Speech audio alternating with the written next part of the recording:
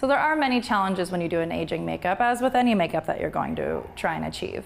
So aside from the ones that I already talked about, how it is very difficult to get a very subtle and believable aging effect, it's a very time-consuming process. It takes a lot of research, it takes a lot of specific location of where you apply painting, and it also takes a lot of patience on your model or your actress.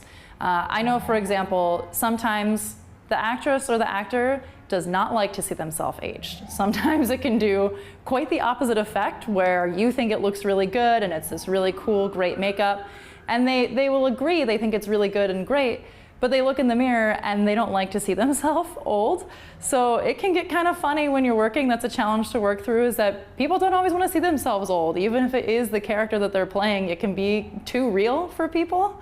So just know that going into it that you may encounter that experience.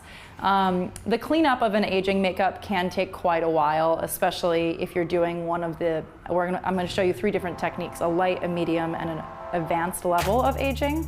If you're doing the light level, it's a pretty quick cleanup. The medium and the advanced levels are pretty difficult. They take a little bit more time. So that's a challenge too, especially if you're working on a project. I just worked on a project recently where I had to age the main character every single day. And instead of doing all the aging makeup on one day, it was every single day, but we had to go back and forth. So in the morning, I would have to age her.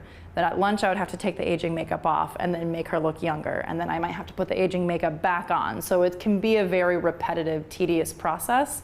And also getting the aging to match completely is pretty difficult. It takes a lot of note-taking and a lot of actual photographic evidence and remembering what you did and looking at it again to know, okay, I know I did this earlier, so I have to duplicate the exact same thing. Otherwise, they're gonna look older in one scene versus the other, and then it takes the whole realism out of there. So just pay attention to what you're doing and be aware that there are many challenges, but it can be a really fun technique to do.